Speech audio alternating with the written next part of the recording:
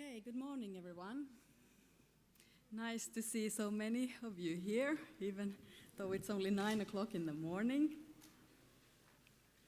My name is Leena Hallin-Pihlatie. I'm chairing this session. I have invited speakers for today's session that are doing interesting things related to land cover and land use themes, the Inspire land use and land use themes. We are going to hear about the activities of EAA and of the European Location Framework. And then we are also going to hear a presentation related to Inspire planned land use. And the timetable of today is that we can focus on land cover and existing land use until 10 o'clock, and then from 10 onwards we will focus on planned land use. Before I give the floor to my invited speakers, I would like to use the opportunity to give a short introduction to the Inspire thematic clusters activity.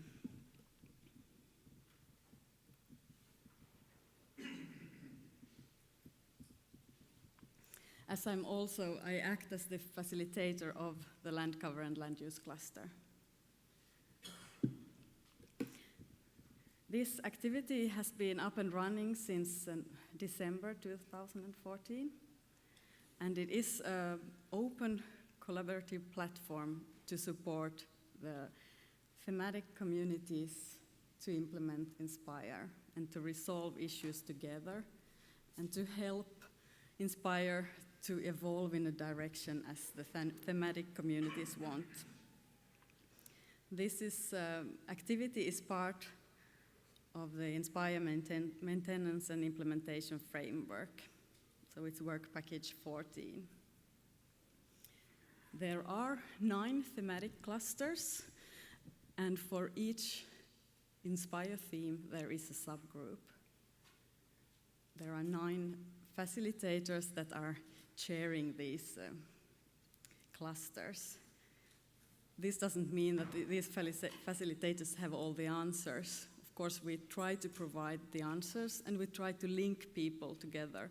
So we keep track on questions and try to get hold of people that we try could give the right answers for that particular question. And with some group statistics, I would like to show what's already in there.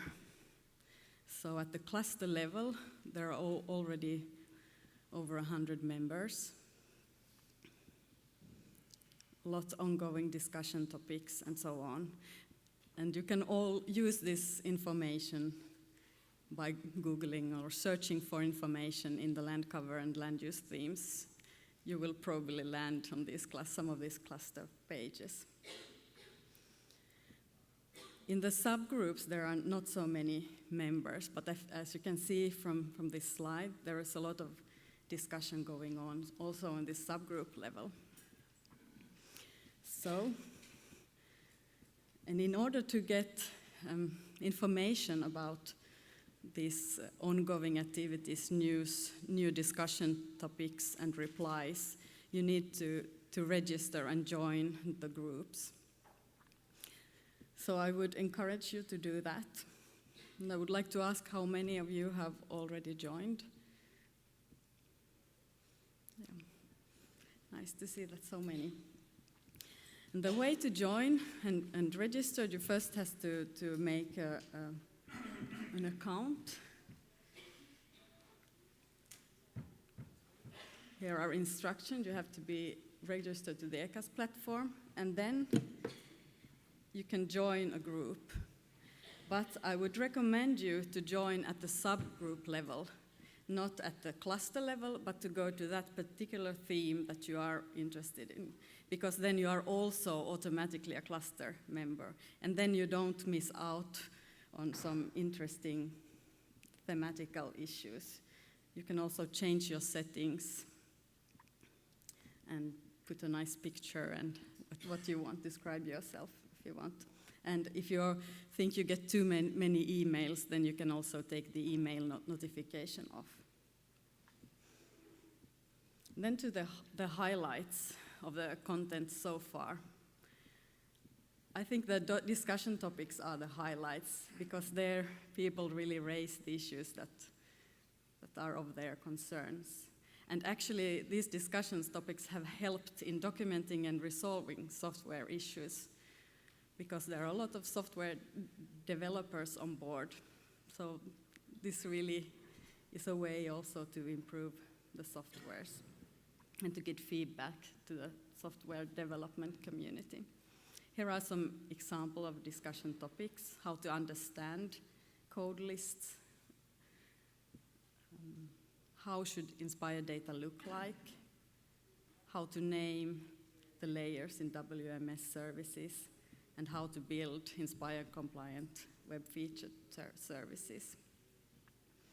Based on these discussion topics, a list of preliminary proposals for change has also been compiled. Other content highlights, I would say, is the sample GMLs that are out there.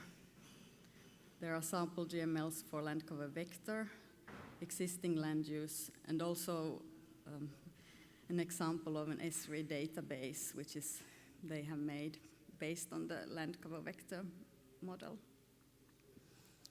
There are matching tables filled in for Corinne land cover and Urban Atlas, and also sample data sets, sample GMLs for Corinne land cover and Urban Atlas. And the main sources for these are the Eagle Inspire and Ian Plus projects of last year.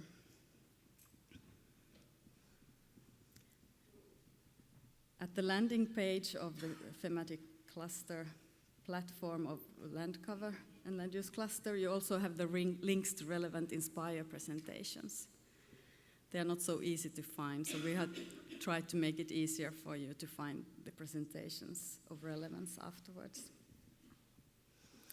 And a practical hint for using this platform: use tags and categories to find the information, but also if you provide, or when you have registered and joined, you can provide new content, and it's a good way to help others to find the topics. So welcome to join this thematic cluster activity and discuss and raise issues that are important to you. Would you have any questions to me about this activity? I would ask you to wait for the mic, if you put up your hands and wait for the microphone, please.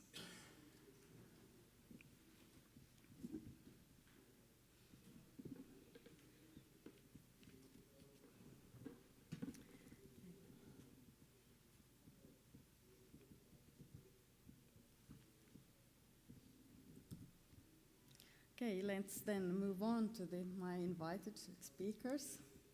I would like to thank them all very much for being here and for using their valuable time to give these prepare presentations and demos for us. The first one up is Christian Ansorge. How do you spell it? How do you say it? Okay. From the European Environment Agency. And he's going to tell about the recent developments of the Copernicus land products.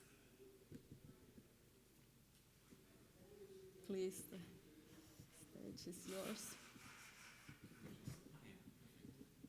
Just forward, backward.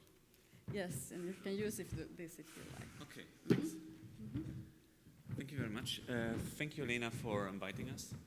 I would like to go back to the thematic clusters and just to give you the feedback that we consider that this is really a valuable contribution to the community. So this is the place where if you have questions, if you want to discuss, if you look for something, please go there, express yourself, answer questions, join the discussions. This is really one of the big results of the last 2 years, and we are happy to support this. So yes, my name is Christian Ansorge. So I'm from the European Environment Agency, and I'm here to wrap up the recent activities around land cover, and especially from the viewpoint of Copernicus. So what are we as Inspire team doing with land cover data and together with the Copernicus team? I went back to 2016 in Lisbon, and those who have been there and have a very good memory might remember that there was a similar presentation with a similar name, and I found it a little bit interesting. So I wondered myself, Copernicus land products on their way to Inspire. And yes, they still are. We are going with tiny steps, one after the other. And maybe next year I can tell a little bit more. So here I'm to wrap up what we have done so far. To go back in 2015, where we did, with the support of the Eagle Group, a study on the transformation rules for land cover products. This year we launched 2 studies to support the development of services. So I will go more in details, also around the consumer side, around GML and QGIS consumption. And 2017, I will not do this mistake like last year and announce that in the next year we will have full-fledged services. But I hope we are closer to our landing zone. Our landing zone is that Copernicus would like to provide their data according to the Inspire standards. This means this web service described as metadata, and we are not fully there yet. Let's go back in time. 2015, you might have heard, in 2015, the EA, together with the Eagle Group as consultants, launched a study on transformation rules for 2 major land cover products. The first product was current land cover, so namely the current land cover 2006, but the data model is more or less stable. And the second one was Urban Atlas. So for these 2 land cover products, we wanted to develop the mapping tables. So we wanted to know how these products have to be mapped against the Inspire data specification, namely land cover. We asked for sample transformation and for validation. And just to wrap it up, you might have heard of that already. The data is available under this, or the reports and the work is available under the URL you can see. So there you can find the mapping tables, extensive reports with the experience and the lessons learned, and sample transformation, sample GML, which gives you a taste how land cover products, CLC and Atlas, should look like in the Inspire data specifications. Now we are coming to the present. So this year our focus were on 2 studies which we have launched. One coming more from the Inspire side, and the other coming more from the Copernicus user perspective. So typically we were kind of confronted with the situation that it doesn't make much sense to provide data because right now we not have the tools to consume them. So this has developed over the last 5 years, and I heard it all over and over, to a kind of chicken egg problem. So these 2 complementary actions aim actually to, on the one side, provide ways and best practices how to publish data, and on the other side they should also support the consumption of data. I will come a bit more into details.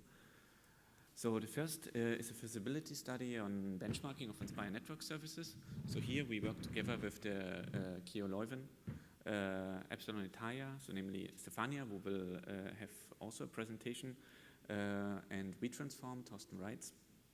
So here, and the scope was to test several of the available software pieces to provide WMS and WFS, to test them in special scenarios, also to see to what extent they can be used in software like ArcGIS or like QGIS.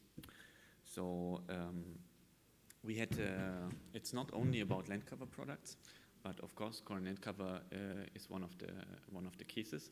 So we split it up.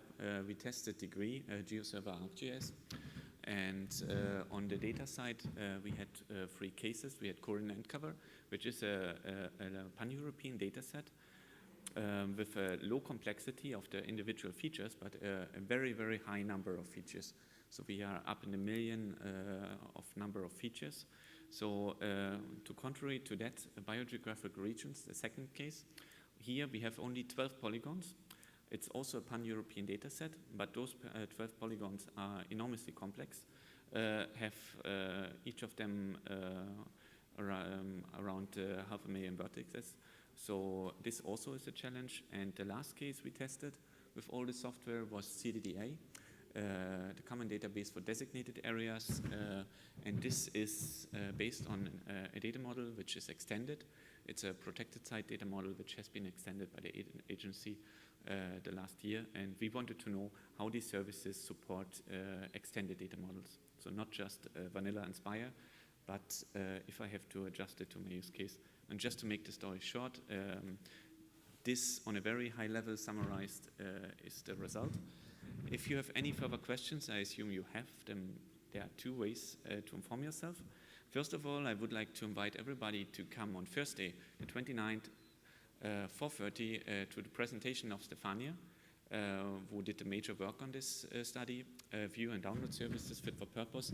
In the agenda, you still find my name as an author, simply because of the reason I wrote the paper, and afterwards I was not able to change the main author.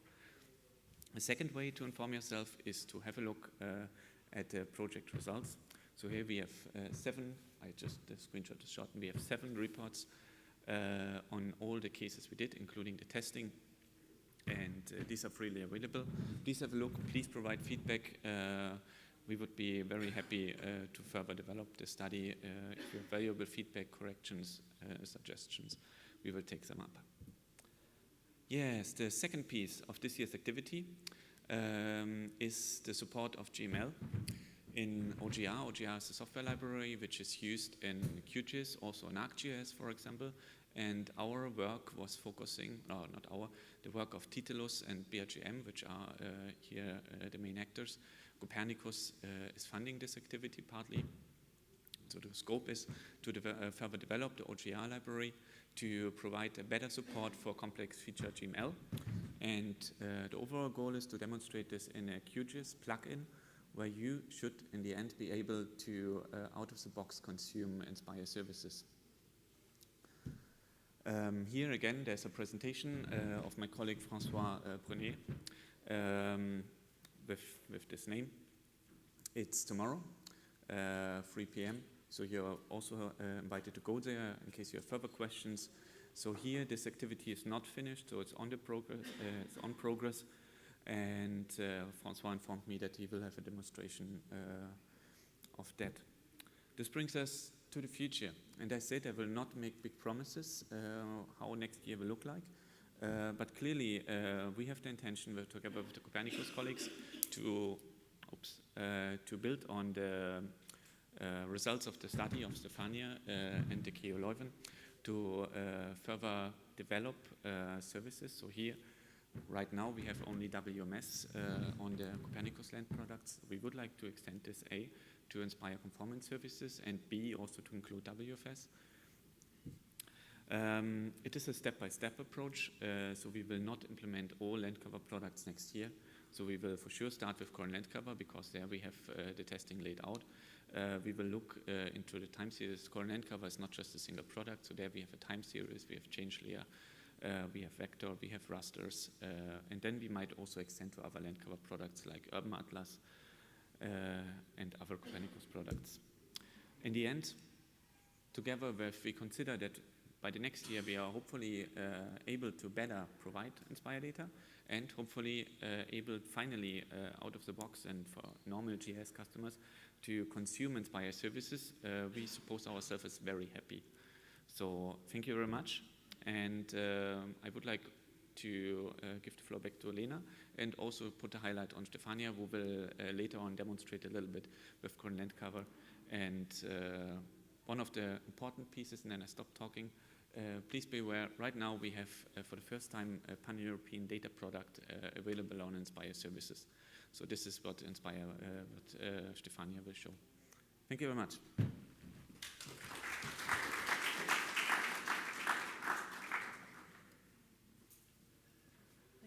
Christian. Is this on? Yes, thanks, Christian. Nice to see that you have proceeded so well. Yes. And did I understand you correctly that you already have a network service running? Yes. Would it be possible to share the link? Yes, you're welcome. As I showed, there are two ways to form yourself. On Thursday is the presentation of the project results, more details. The CLC for Help Me Degree is publicly available, so they are on degree service. Thanks. Sorry. We have a web service on degree, publicly available on Epsilon Italia. Yeah. Yes. What will be live demonstrated in a few yeah. So this is the big message. While last year we still said we would look into services, this year with the support of Stefania and Epsilon Italia, we were able now to have a testing instance for Current Land Cover 2006 vector data. So not full Current Land Cover, but 2006. And on that we will test, we will benchmark, we will see, and we have to then to take a technology decision, which of the technologies we will go forward with. So, but right now Pan-European data set for the first time is online. Thank you. Other questions?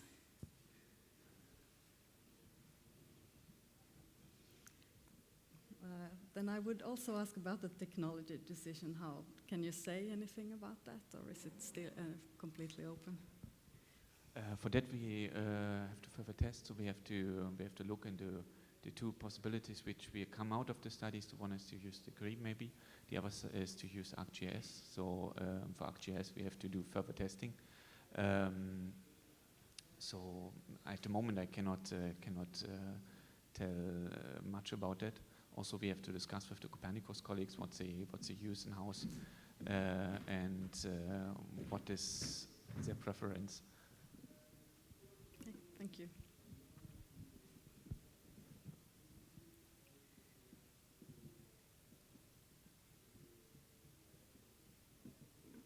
Thank you very much. And now it's time to look at the European Location Framework project, what they have been doing with land cover vector products. And I have Teemu here to tell something about that project. Thank you. Thanks. Okay, good morning everybody. My name is Teemu Solarilta and I come from the National Land Survey of Finland. And my topic today is what we have achieved in the ELF project considering the land cover vector products. And first a few words, what is the ELF project? So it comes from words European Location Framework. It might be familiar to some of you. I see some of my colleagues who are participating in the project. But for those who are not familiar, it was a 3-year project which is now in the final stage. We are having only 1 month left with the project. And it has been running for more than 3 years now. And the main goals are to deliver a pan-European cloud platform and web services that build on INSPIRE schemas.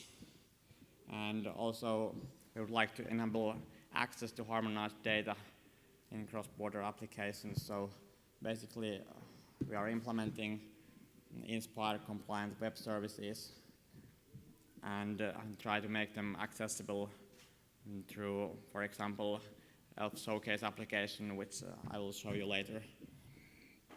This image is from the Showcase application interface.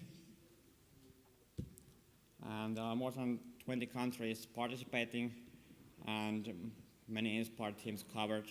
Of course, not all countries are creating web services for all of these teams, but at least land cover, for example, is covered by, I think, 4 or 5 countries only. So this is not like such a complete project that every 20 countries are delivering the whole Inspire services.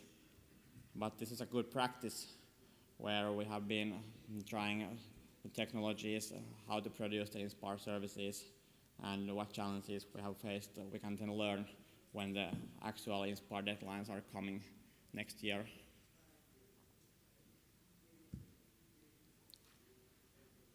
So, as I mentioned, we are using the Inspire schemas, but actually some teams have a specific ELF schemas with minor extensions to Inspire.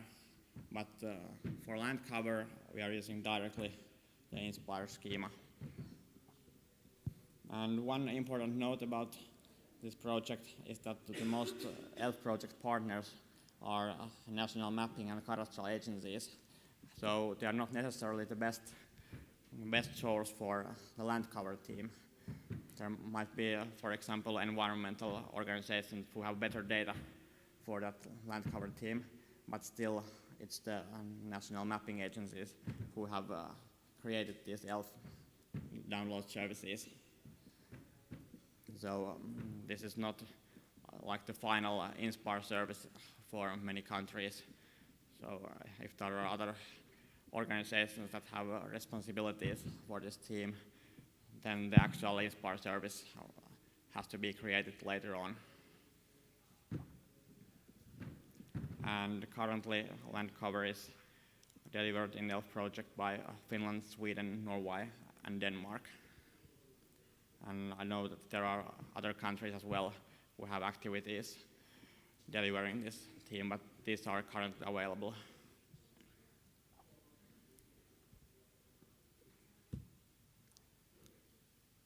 And then a few words about the technical infrastructure. So basically, each country is having its own data, of course, and each country is setting up its own download service. But then, for the user, we have created a cascading WFS service, which basically means that we are combining all the WFS service created by the project partners in the one common endpoint. And it works so that when the user calls that common endpoint, then it automatically can deliver the request to the national service with the bounding box. So if you, for example, query data between the Finnish and Norwegian border, then the bounding box is overlapping the Finnish and Norwegian service bounding box. So then this cascading service knows that, okay, now I have to call both Norwegian and Finnish service, and then it returns the data on the screen.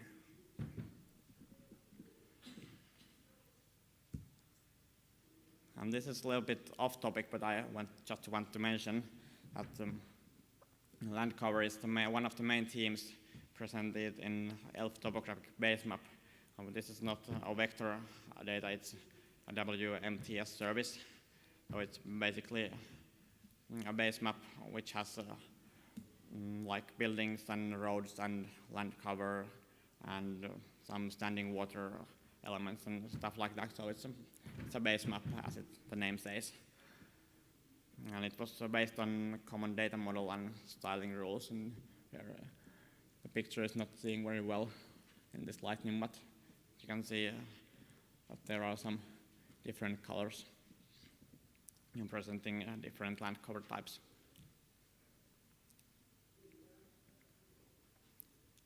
So back to the actual vector data. And this is just an image from Finnish-Norwegian border, and it's not visualized in such manner that there would be different color for different land cover. So this is just download service data visualized with the black line. So it's not very informative in that sense. But you can already see that there are differences between the countries. So in Norway, there seems to be like 100% coverage on the data, but in Finland, there are just a few polygons. And this is because at least in the National Land Survey data in Finland, we don't have forest data.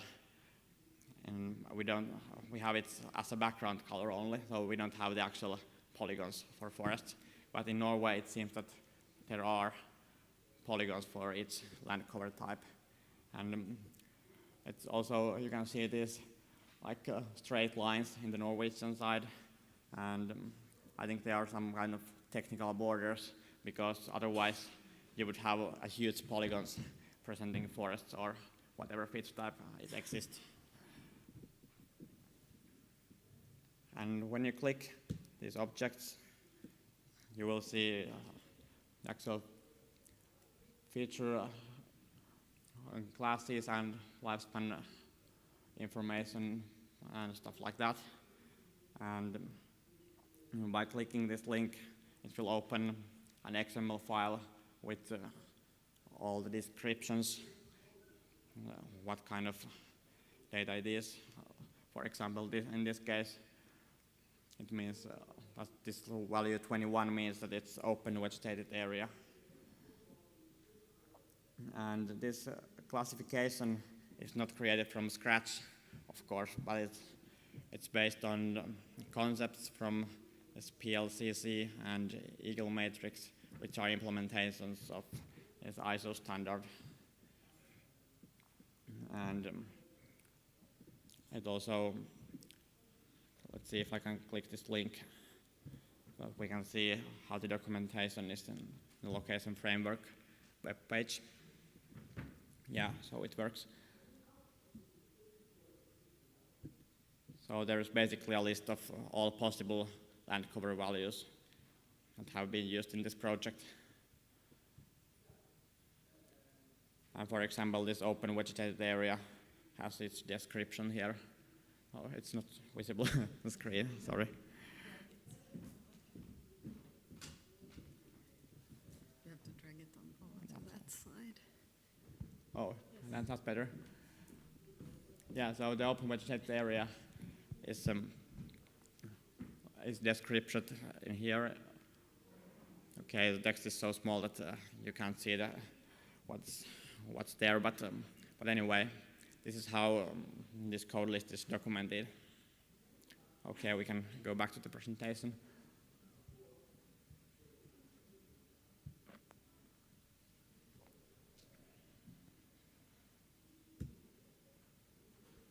And the actual pictures I showed you, they were from this ELF Showcase application, and it was actually open for Quest users yesterday. So now it's possible for you to look at these services, but I will show you a brief demo so that you see how it works.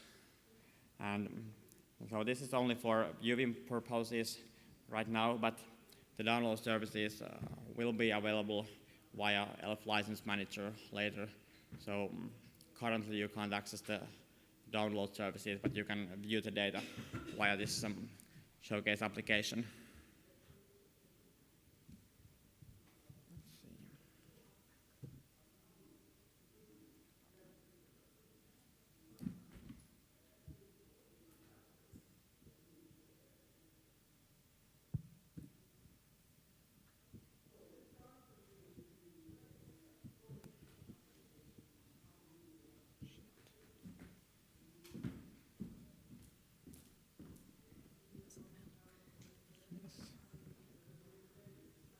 Okay, now it works.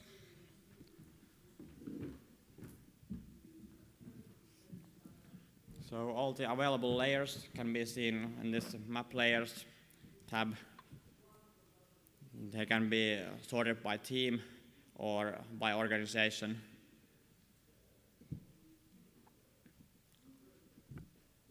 And if you click this By Data Provider tab, then you will see this ELF data provider, which has these cascading services. So you can access all the services with one endpoint. And let's find the land cover.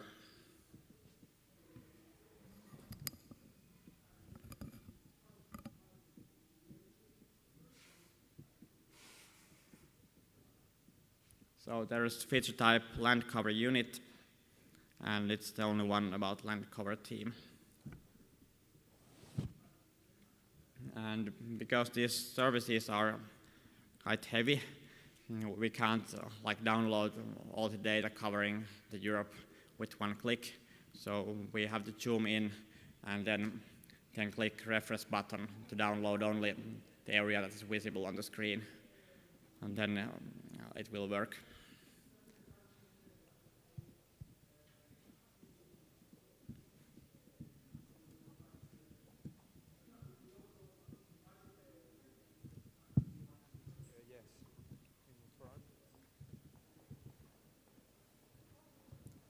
Okay, let's go to the Finnish-Norwegian border, as I know that the data is available there.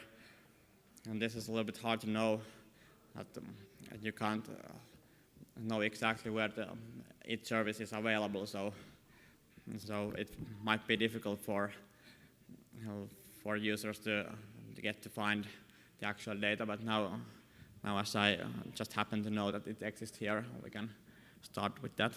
Now the refresh button on the right low corner is red because you have to zoom more in to see the data.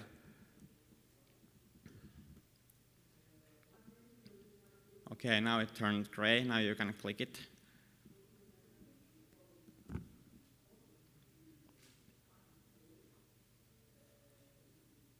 Yes, it works.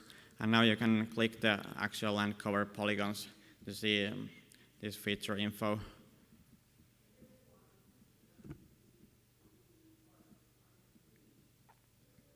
Yeah, it works. So now you see this link for the land cover classification and then lifespan information and some local ID. There might be another columns in the actual data, but this showcase application is parsing only these ones which are available for all countries. So there might be some differences in national services, but we are showing in the showcase application only those that are available for all.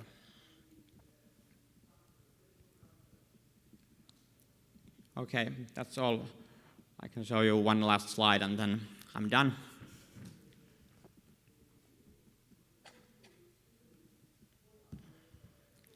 So ELF download services are INSPIRE compliant pilot services, and the source data is not consistent between countries and not necessarily delivered by the same organization that is responsible for the actual INSPIRE services.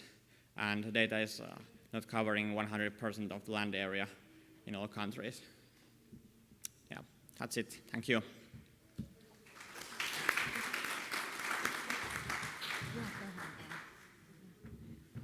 Thank you very much, Teemu, for a good presentation and real demo on things. You must have encountered challenges. Did you encounter some particular challenges related to land cover theme? Yes, actually one technical challenge was the land cover dataset feature type, which has like a link to land cover units. And then it caused that if you try to download the land cover dataset, it actually tries to download all the land cover units on it, and then it crashes the service immediately with that huge number of feature types. Thank you. Any other questions to Teemu? Wait for the microphone, please. Yeah, thank you, Teemu, for the presentation and some Finnish examples how the data set actually looked like in the national data sources. And it was funny to hear that you don't have polygons for forest, but just use it as a background. So that means that you assume that the background noise in Finnish landscape is forest. Yeah, it's a little bit a funny thing. I think it's from the mapping history that it was cheaper to print maps with forest as a white color because there was most of the land area is covered with forest. And then it still exists in our database because we are a mapping agency. So the database structure is designed for mapping and not for this kind of purposes. Okay, my actual question is, if you're saying that not 100% of the area is covered by land cover features, would it be helpful to have something like a pure land cover component called unknown land covers, where you can, as a placeholder, just to have a polygon with no information, but still be able to have a clean topology of the whole data set and cover 100% of the area, even if some of it is unknown? Yeah, that sounds a good idea. I think that it would be possible to create something like that. Of course, if you would create a huge polygon covering all these unknown areas, it maybe would have to be split up into several pieces to be possible in the database. Thank you. Thank you. Any more questions?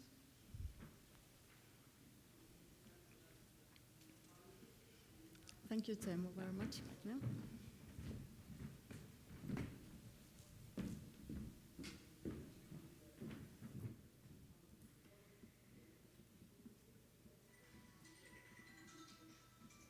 Then we will continue with the presentation of Stefania Maron, that has already been mentioned before. And it will be, we will see some really interesting demos here, hopefully. Okay, you're welcome. Okay, thank you. So good morning, everyone. My name is Stefania Morone. I work for Epsilon Italia. And today we will see an example of validation and use of an Inspire Lankover GML dataset. Just an outline of what we are going to see. Just 2 slides to introduce the harmonization process we did to derive a Lankover GML dataset compliant to Inspire Lankover vector application schema. And, but we will see that we validated also against requirements included in the ATS for Lankover, included in the Annex A of data specifications. So to derive this dataset from Korean Lankover 2006 source data.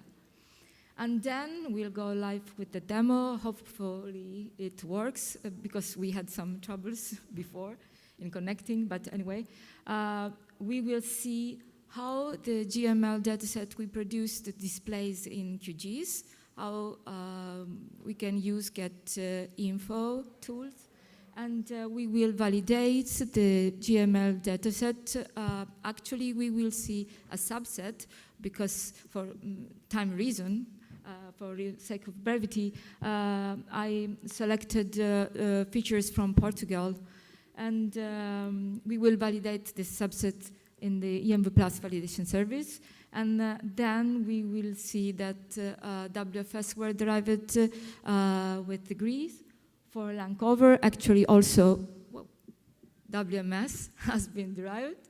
And we will see how WFS features can be imported and queries in QGIS environment.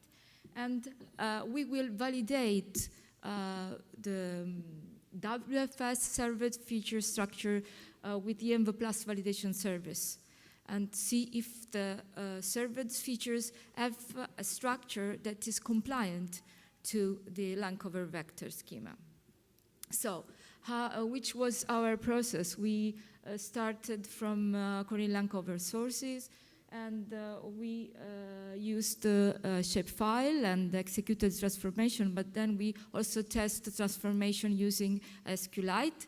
And then we transformed by means of a Hail software tool.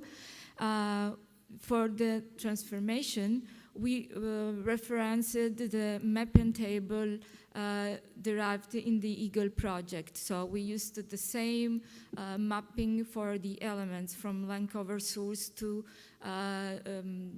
Inspire Lankover vector elements, application schema elements. And just we will see later, there is also one difference with, in the way we encoded the member relationship, between dataset and units. So this member relationship is very tricky for the land cover application schema, but we will see how to overcome this issue. And so we derived land cover GML, and we test everything in QGIS for usability. And then we used degree to derive the WFS services. We tried both options, two options, just to ingest directly in degree the GML we created by means of Hail.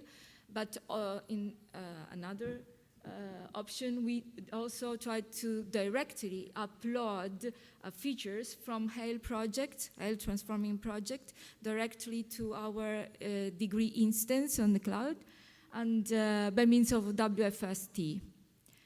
And it works. So we derived our OGC services, and we tested usability in QGIS environment. One important thing. In the application schema for land cover vector, there is the member relationships linking the land cover dataset to its land cover unit. It's a light aggregation. This means that there are two options to encode this association, this aggregation. On the right, you see a screenshot of the Hail workbench for the target. And here you see in the green box how the land cover dataset can be linked to this member by means of X-Link href. But also, just below, you can see that you could also embed description of land cover units directly in the land cover dataset. So don't do that if you want to be able to test in QGIS environment. Why? Because if you select the first option, that is you address land cover unit by reference, you are able to create a GML in which the land cover units are separate GML members. So QGIS is able to see the GML land cover dataset feature, and then all land cover features, GML land cover features, so it is able to display. Instead, if you use the embedded description, so you derive description. So let's see if it works. Yes, works. If you use this land cover unit, so you specify the transformation from land cover units elements. Thanks to this, you are not able to see, because the GML will contain one GML feature, that is the dataset, and description of the unit is nested in the description of the dataset. So QGIS is not able to see the other members. So what you will get using the other mapping, which is compliant to Inspire, and there is an interesting discussion on thematic clusters on this. So go and see and visualize on thematic cluster, land cover, and use clusters. You will see only one polygon. So you will lose completely information related to the units. So let's go for a demo. How can I? Hopefully we can.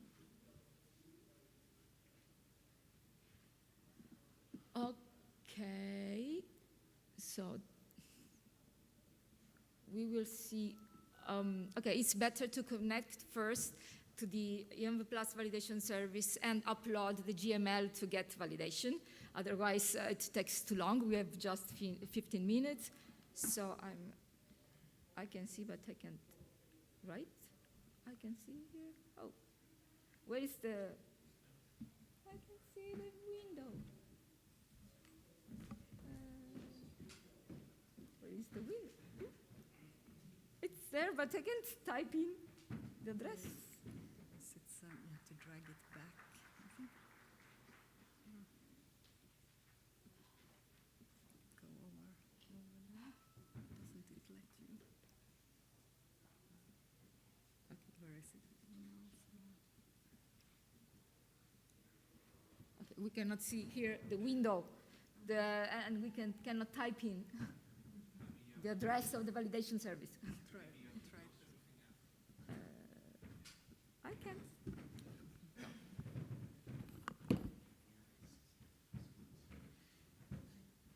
The address. It's an address. Cloud. Cloud. Dot. I will. Okay. Thank you.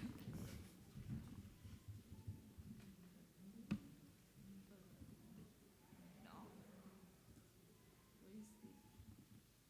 No. This is not. Where is the dash? It is not in Italian. Yes. Yeah. Okay. Great. Epsilon Italian.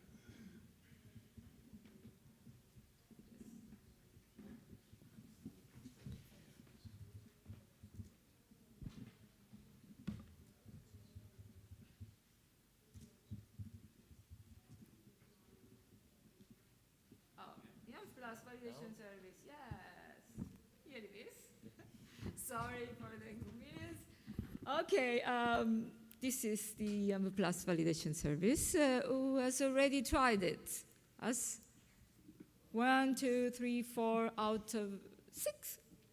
Out of maybe 50 people, so not so many. Just a brief introduction. The validation service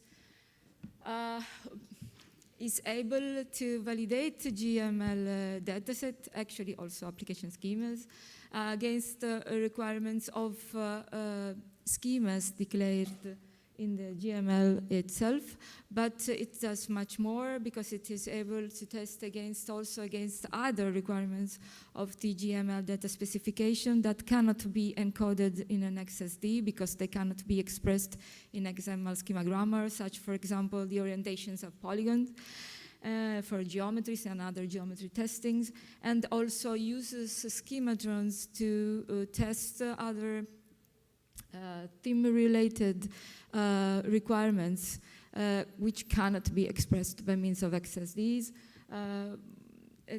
I have no time to go into details now, but you may ask later, and you can follow also a presentation that will be given on Friday in the morning, 11:45 in the morning, next Friday. We click. I lost it again. No. I try to close everything and see if it appears. It goes this way.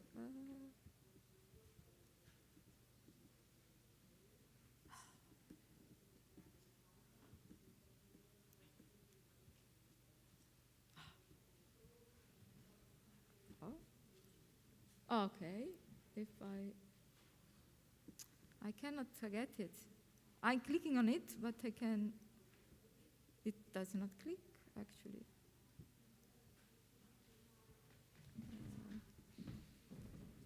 Would it help if you would make it ready here and then just drag it at the end to the other side? Here. I cannot see it. It disappears. Drag it. Yes, okay. drag it all the way back.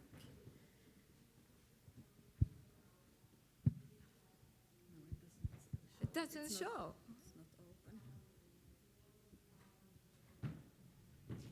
Now it's there. The Google Chrome. Yes.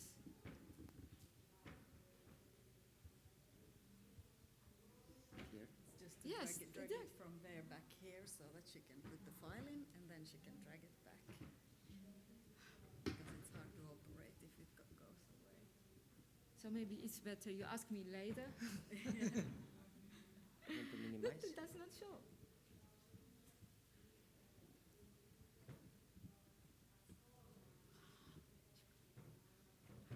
I don't know what you want.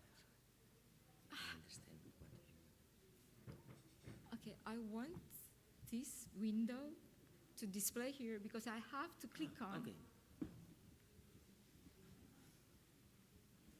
I can see it there, but I cannot see Okay. here. This? Okay. So, stay here, don't move. Thank you. So, But then we remember are not that able you to see choose it. So we have to change the subconscious. Okay. Okay. How can we do? Okay. I tell you what to do, and so you will test the MV Plus validation service by yourself. So.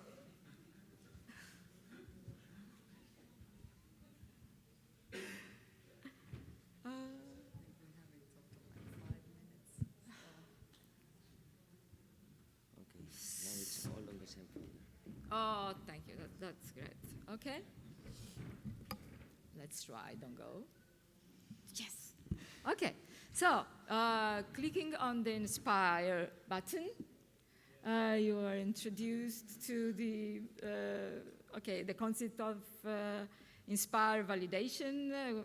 Some tests in Inspire data specifications are strictly related to the theme, so you have to select the Inspire theme you want to test. In this case, is land cover. And you are introduced to a page where you can see all the tests that are foreseen by the ATS. And for each one, you are suggested an executable test suite you can use to test the requirements listed on the left. So this morning we will see what can be automated. So automated validation. Here again, we have to go very fast.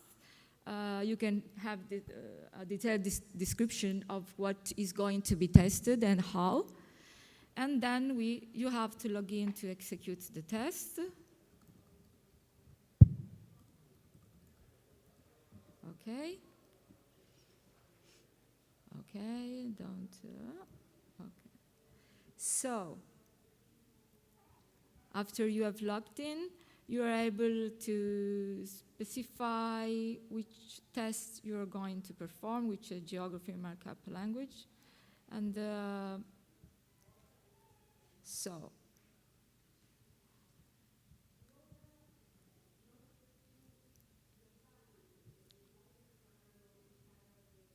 we can directly upload, for example, here, a string, a WFS string. We will see how to, hopefully, we don't know, how to insert a WFS get feature and validate features served by the WFS, or choose a file, and then, so on C,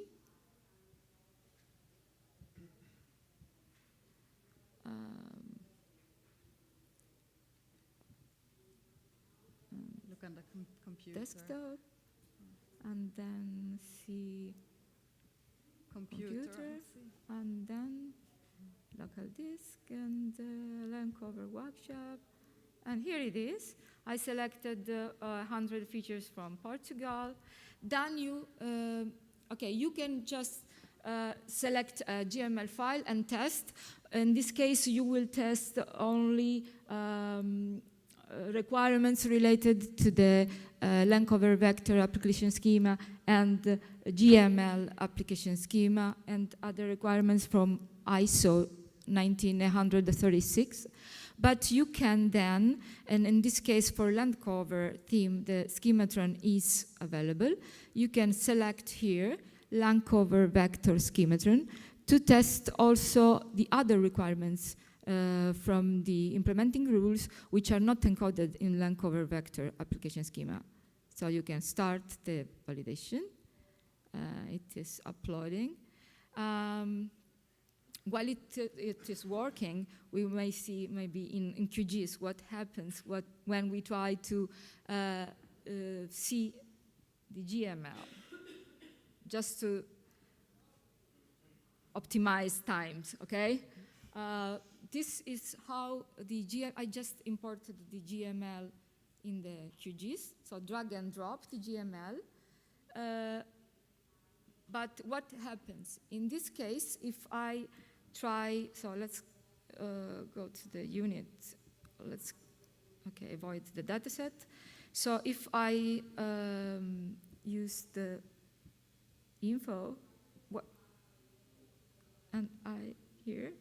and what happens? I'm not able, if I just pick my GML, so drag and drop in, I'm just able to see few fields from the GML. That is the ID, the GML ID, the local ID, the namespace, and lifetime information. So I'm not able to see, for example, the class. And this is a pity. But there is a trick. Okay, you can use the GML, what is it? The plugin is not installed. So there is a plugin, GML loader plugin. Okay, it should have been installed, but okay. Okay, there are two plugins, GML loader. Let's search. GML loader. Let's see. Oh.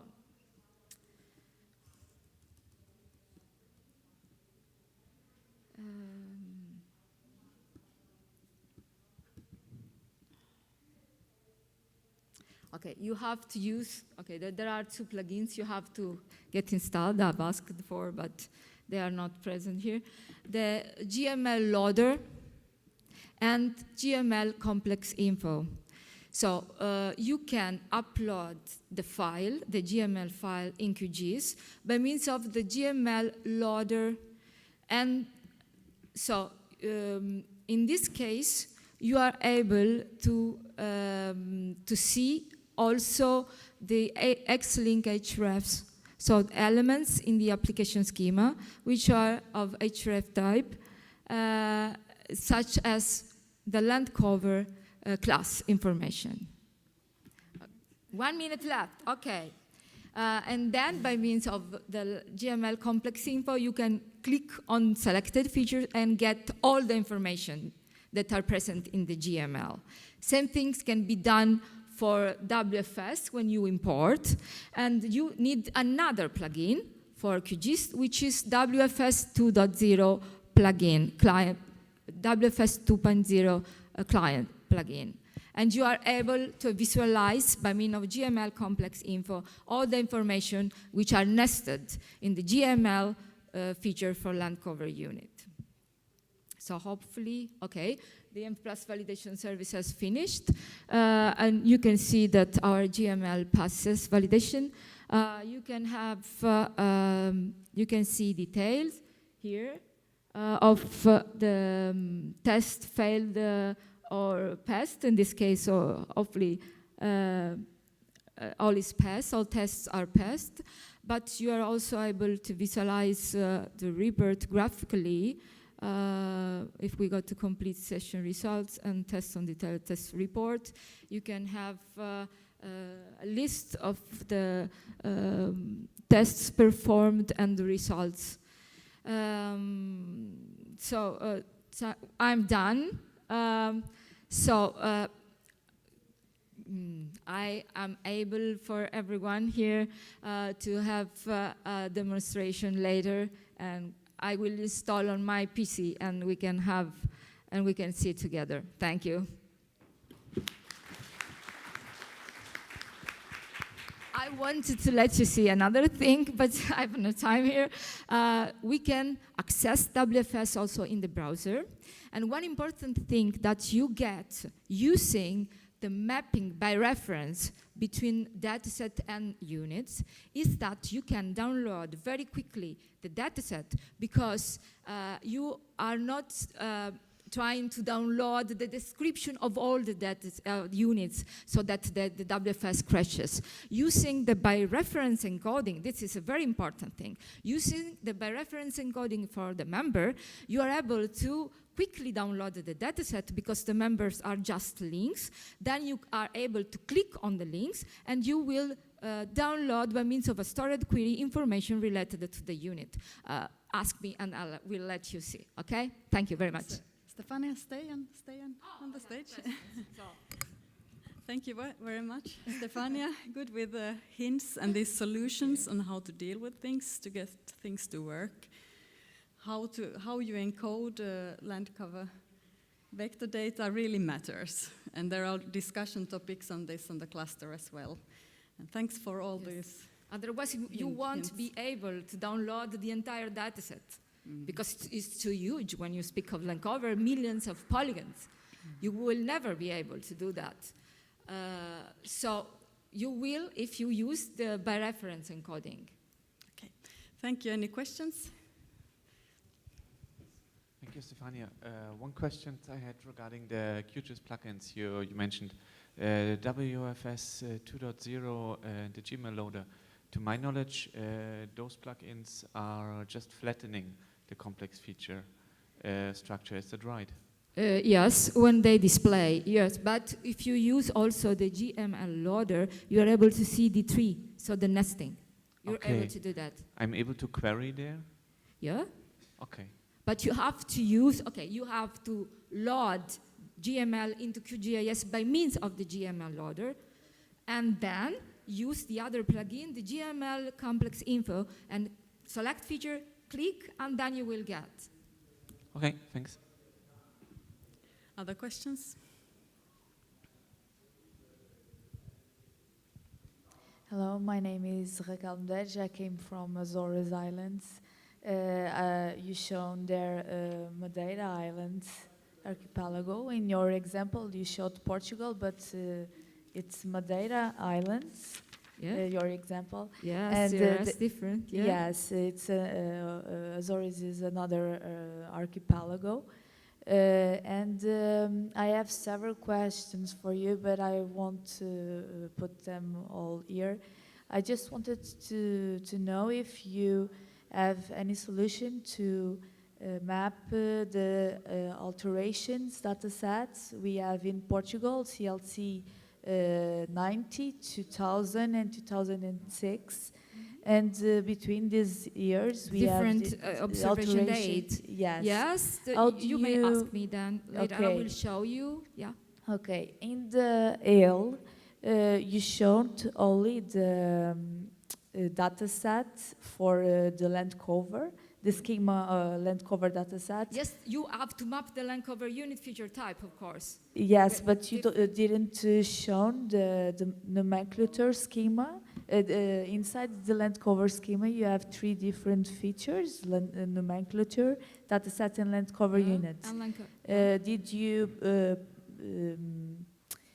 utilize all the three, or no, just not the land dataset? cover nomenclature, because I embedded the land cover nomenclature in land cover dataset because there are no geometries there, and so I'm able to display in QGIS. Okay, so you can I mapped the land cover dataset feature and then the land cover units, and I obtained the land cover dataset by means of a merge operation. Okay. So the geometry of the land cover I obtained by means of a merge operation. Did you put the two islands of Madeira archipelago inside the same feature, the same shapefile, or did you separate the two islands in two different shapefiles? No, I used the same. It's because in Azores we have two different coordinate a Yeah, few systems? you have to. Okay, have to introduce. I will tell you. Ask me. I'm here. I'm here. Okay. Afterwards. I have a reply Okay. for you. Okay. Thank you. Okay. Thank you, everyone. Thank you for the discussion, but we need to get further with the other presentations. So I would like to invite Morten Borrebekk from the Norwegian Mapping Agency.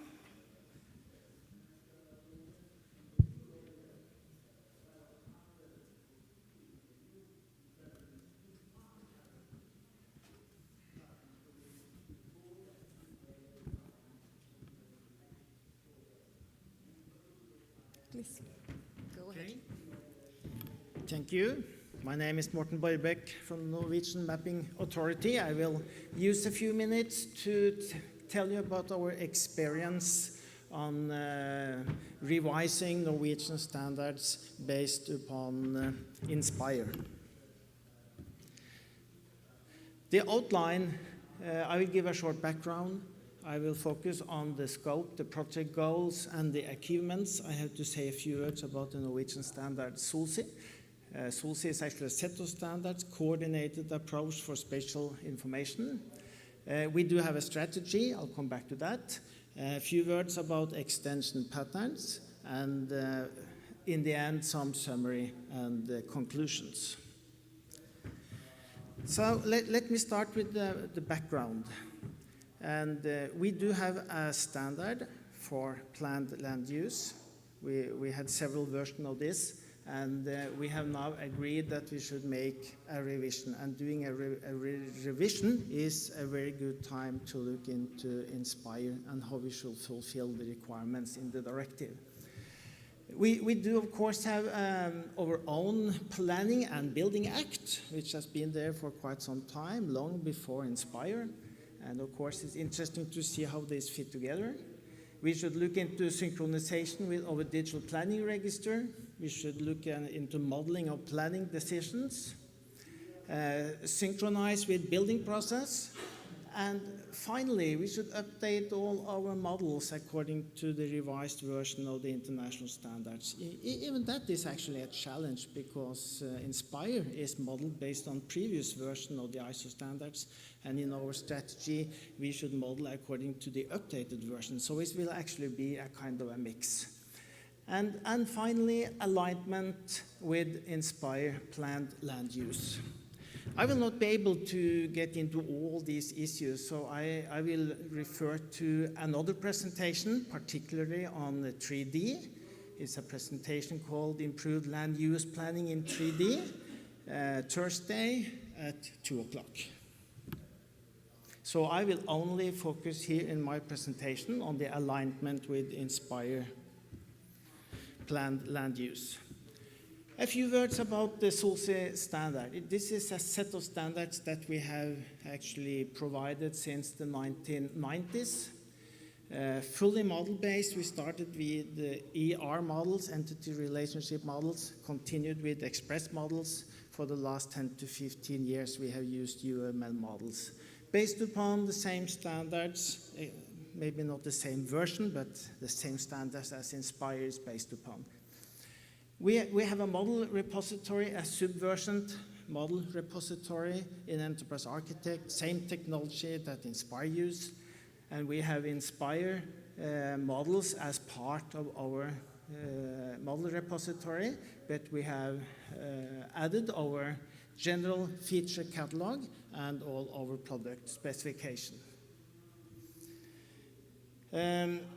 We provide product specifications according to ISO 19131. That's the same standard as the Inspire specification is built upon. One more thing I would like to mention here, that we have made model validation scripts in Enterprise Architect that actually tests if the model are compliant with the standard. So you could actually get rid of a lot of errors on the modeling level before you start implementation. And we have a web view for access to the model repository. We have a national strategy.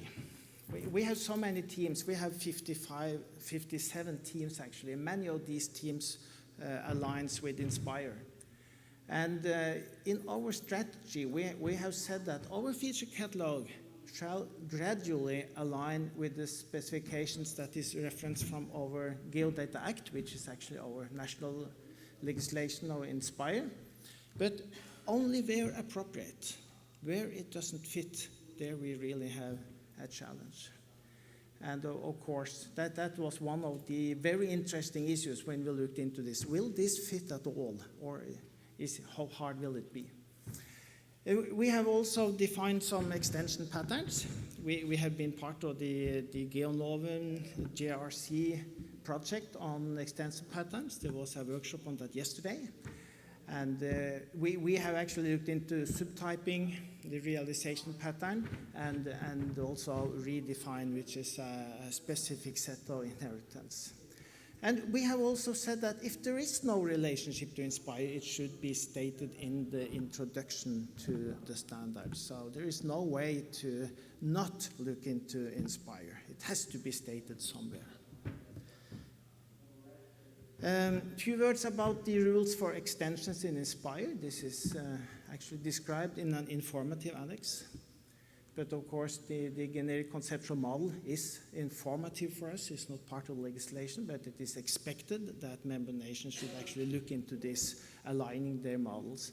And it's very general, saying that when you extend the Inspire specification, it should not change anything in the Inspire data specification, and you could not add something new concept that breaks with existing concepts. I will come back to that in my conclusion, how this actually fits. So this is our first attempt, using what we learned from the ELF project, using clean subtyping, and we see how our concepts in our existing standards fits as subtypes of the spatial plan, of the supplementary regulation, and the zoning element. And when we look at the official documentation, it fits quite well with our planning register. But this is the nice part of the model, what we show here. There's a lot behind this, a lot of associations between the classes, but the subtypes, which would really make this diagram a candidate for the Chamber of Horror of UML models. We have also tried to sort this out in what we call context diagrams. It's quite complicated, actually. The first thing we had to focus on was translation. We used quite a lot of time to translate Inspire concepts into Norwegian to really understand what this is all about. And also, this is a way of focusing on the context, showing each feature type, all the relations to that feature type, and all the code lists and data types that is applied in this context. And there is no big challenges in this, actually. Even the code lists are doable. Yeah, maybe I should go one back. One of the challenges is actually the associations between the three main teams or feature types: the supplementary regulation, the spatial plan, and the zoning element. They are very general. And if you look at the associations between the subtypes, they have a stronger semantics. That's mostly compositions and not simple associations. So if you should actually inherit these associations and at the same time continue with our composition, that would actually not follow the rules from the Inspire on extension.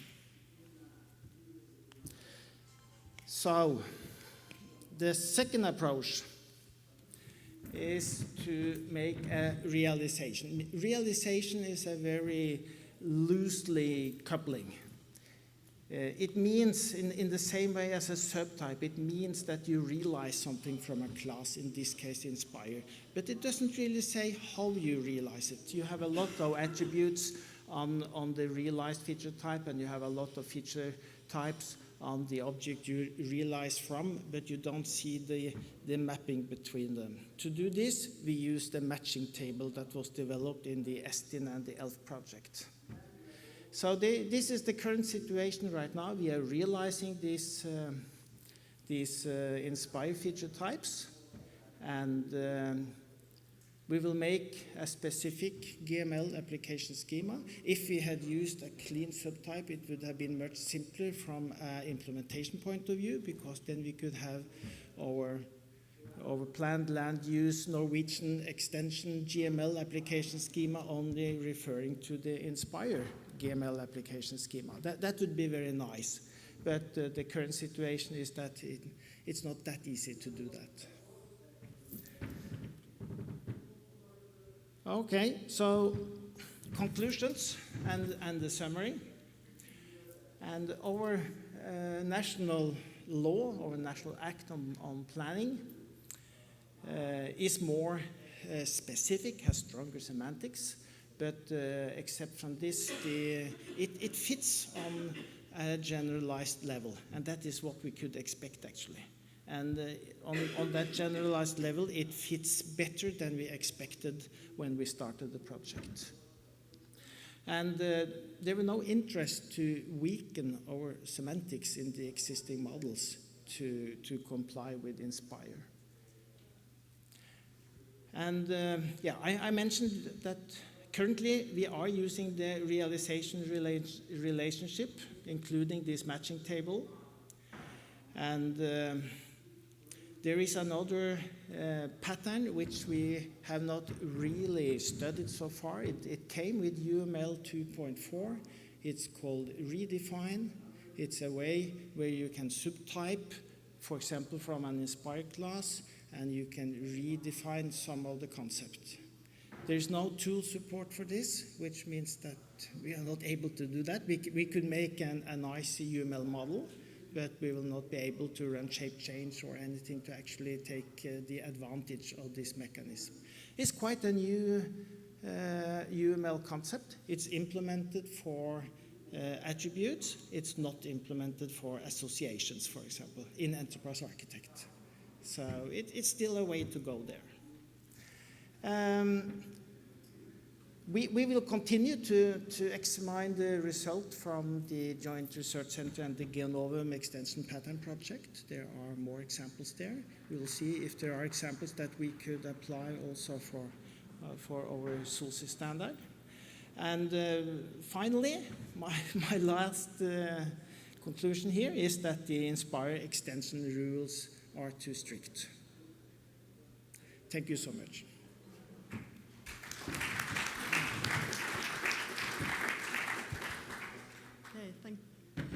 Thank you very much, Morten.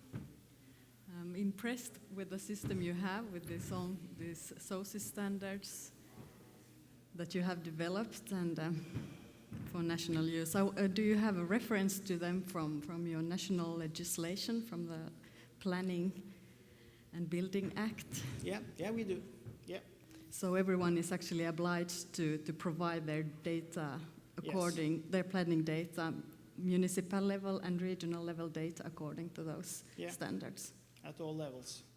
I failed to mention that we have what we earlier called an advantage. We have our own transfer syntax. And most of this is actually handled according to our national syntax. That doesn't work anymore with the complexity we are talking about now, so this will be the first version where we'll actually use GML as the transfer syntax. Thank you. Any other questions? Yes, Nathalie Delat from Belgium. I'm really interested on your last conclusions, because we have this yesterday this GRC Geonovum pattern project. Well, can you give us an example why you think that it is too strict, or have you something in mind? Can you clarify a little bit this conclusion? Okay, I think it from Inspire point of view. I mean, the Inspire directive, it is a legislation. It has to be implemented. There's no discussion about that. that as part of the legislation. But there is a lot of other data which would benefit from an alignment process. A lot of national and regional activities, even within the agriculture domain, we see that the reference Inspire. But I think that these very strict rules on extension will kind of scare some communities from actually applying this. So to weaken a bit these extension rules, it would make it easier to move or align in the direction of Inspire. So I think that would, I think that the Inspire and the European infrastructure would actually benefit from different kind of alignments, even if they are not that strict.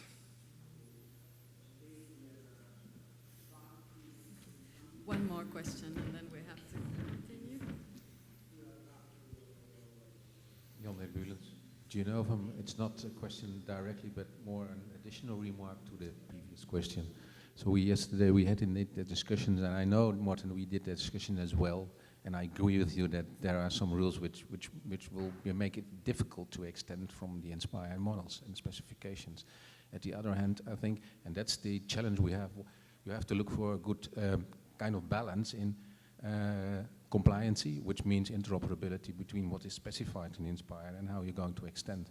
But I can see definitely the difference in when you use your own data in your own environment, then Inspire can be too limited to do what you do, and then you want to change it. So that's something which we have to figure out, and which is a difficult one. Thank you.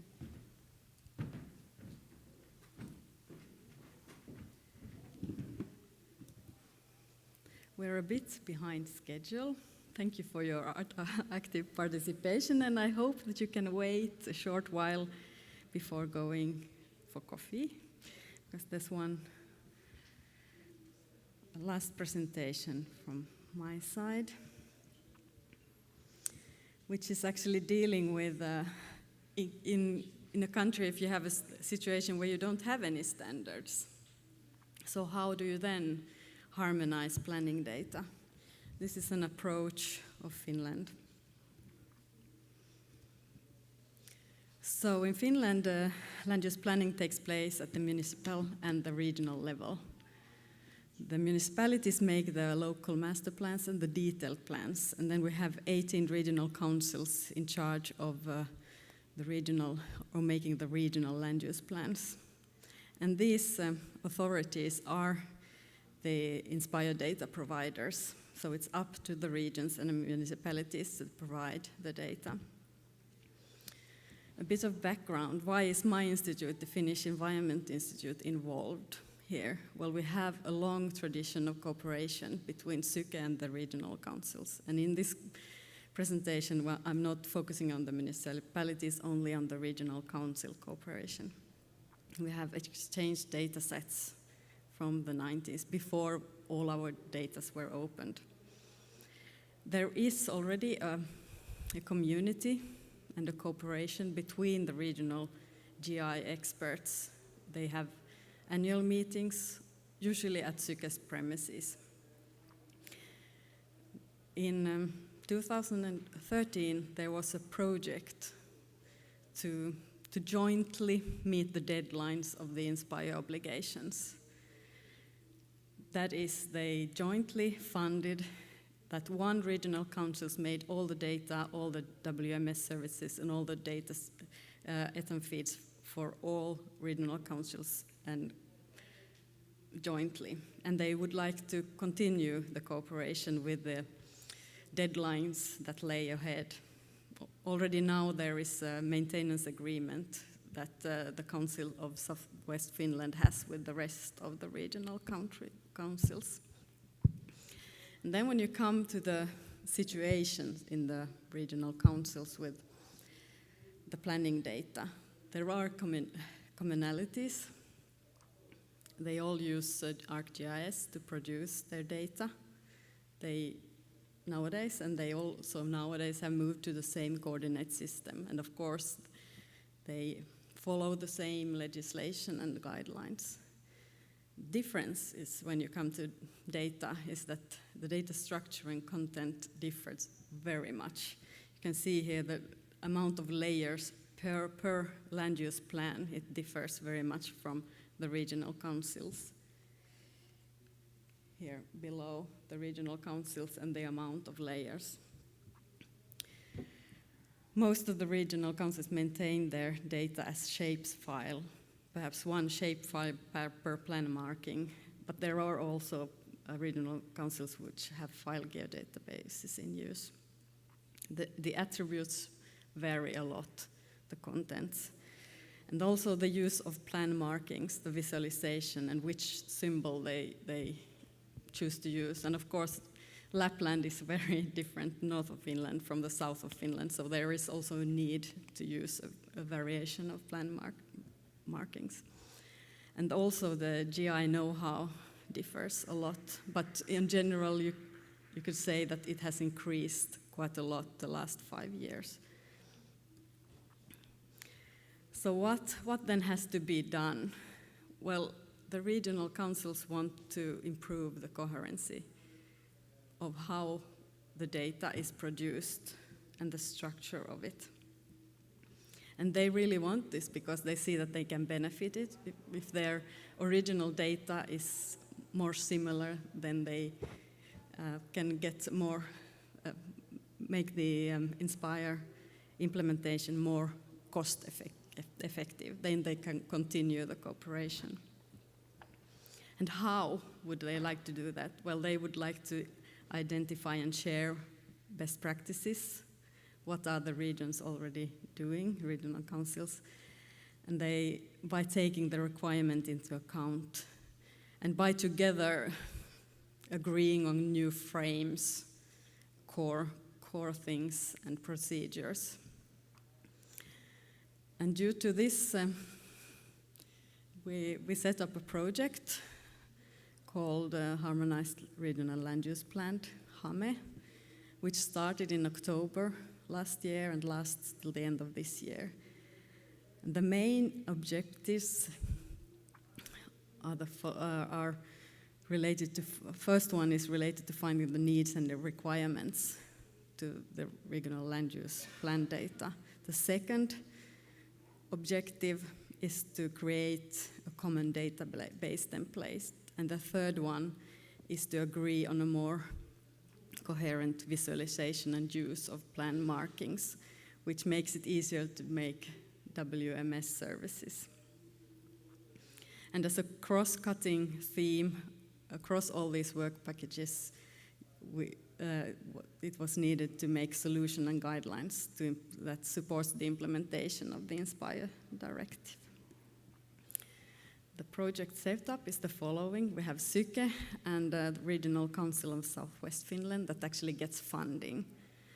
And the expert team consists of all regional councils representatives, might be 1 to 3 persons per council. And they co-fund it because they use time to be present at workshop, to do testing, and so they are really important and active part of this project. Then we have a steering group. We actually have the chair sitting here, Marit Stenström from the Ministry of Environment, and they are funding this project. And then we have a sister organization of the regional council from that southwest region, also in the steering group. Going through these work packages briefly, as we needed to find the requirements. Well, we looked into legislations and guidelines, as Inspire was one of them, and we documented the status of datasets and services as they are today. Then we wanted to find out the user requirements related to data contents and the visualization, both from the internal users and from external users. We identified best practices from other countries and made kind of our own project target state. And the target state was more to together set up WFS services to be able to do that cost effectively in the future. And how did we find out the user requirements? We sent out the web repulse survey that was open only for 2 weeks. We sent it out to over 300 people, and we got 76 answers. So it was sent out to different sectors and to internal and external users. And since the internal users are the critical ones, in order to use this, we had this expert workshop to really double check the findings of the survey. And we did interviews with some external users. Well, our second goal is to set up a common database template. We used the outcome of the survey as a starting point, and then organized a workshop where we presented the Inspire planned land use data model and had some group work related to the findings of the surveys. 17 regional council was involved in this workshop. Then we had a smaller workshop where we looked into the master plan schema that has been done for municipalities, but since our focus was to do a common production database, we're not doing like a delivery for data delivery. We decided not to do a new schema, but to make a proposal for a data template. Our first version was tested by 8 regional councils, and we got a lot of feedback, and based on those feedback, we invited 2 regional councils to a smaller workshop, then to be able to make an improved version that is out for testing now. And we had another workshop to really demonstrate how to use the file database because, as I mentioned, most of the regional councils are working with shape files still. And we made some new group work and hope to have a data template in place in a couple of months. And there we will also do a UML class model of describing it, but it's kind of reversed engineering that we use the user requirements and going it that way instead. And an overview, this is now the file database where you see the main structure. This is for each plan you would have one feature data set, and here you have the zoning elements, the spatial plan, and all the supplementary regulations. So it kind of follows the structure of Inspire. Then we decided to include all compulsory and optional Inspire code lists as stable, and they are also as domains here in the feature classes, so you can click, you don't have to write anything, you can use drop-down lists of the Hilux classes and drop-down list of the national plan marking regulation lists and so on. Now, a third objective was to agree on a more coherent visualization and use of plan markings. There is actually a plan marking guideline available, recommending some 100 plan markings for the regional land use plans. But the reality is that we have thousands of plan marking in use, even if the legislation that has been out there is only 15 years old, so there are thousands of these. And we have different visualization for the same plan marking, and same plan marking has been used to mean different things in different plans. So first steps towards this harmonized solution, we made an inventory of plan markings used. Not, of course, the full of it, but subgroup of the plans we went through. And we compiled them in an Excel file. You can see this is the recommended plan marking here, and all the visualizations of that particular that are in use in 15 plans. And then we asked for preferences and arguments on which one to agree upon of these from the regional councils. We made a first proposal based on that and had the expert team to make some group to collect further feedback. And we hope to have a final joint proposal in a month or so. And when it comes to Inspire, well, I've been referring to it on the way, but the content and the structure of the common database template supports the implementation of Inspire in many ways: feature classes, attributes, and code lists. And we have also made guidelines on local IDs and how to build them up so that they have a community and a common agreement on how to deal with them. We have set up guidelines and proposals related to code lists and made a proposal on the compulsory plan type name code list for Finnish regional land use plans. And we are in the process of setting up a mapping table between the 100 plan marking guidelines and the HILUX and the other, the supplementary regulation code list. So my findings and conclusions are that the digitalization programs like e-government and Inspire really has helped to understand the need for harmonization. And in general, the Inspire requirements are in line with other user requirements in the national requirements. But to achieve a full automatic mapping of these diverse plan markings to Inspire code list, it's not possible to be done. So some manual work will be needed.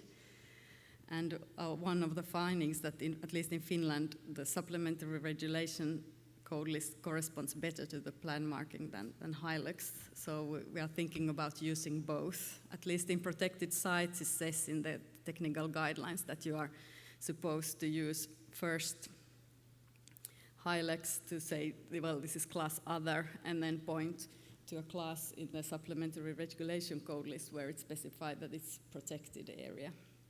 So we're wondering if we could do that kind of double thing for also other plan markings.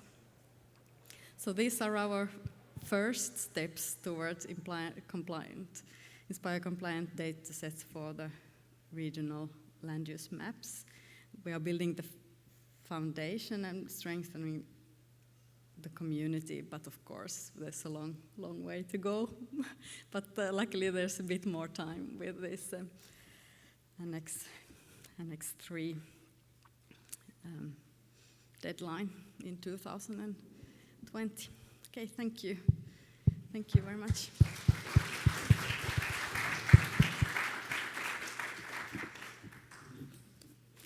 Any questions related to this project?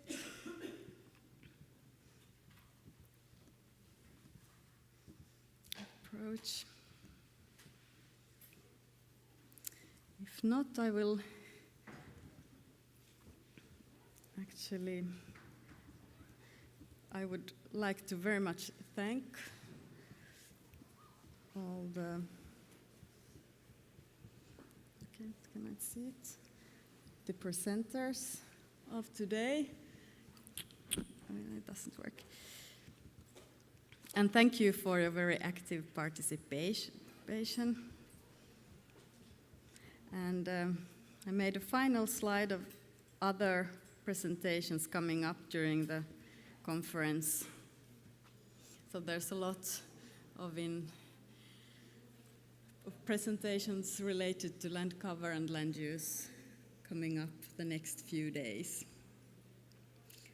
I'm also arranging a land cover and land use cluster meeting during the coffee break on Thursday. So you're welcome to join there also. Thank you very much for your active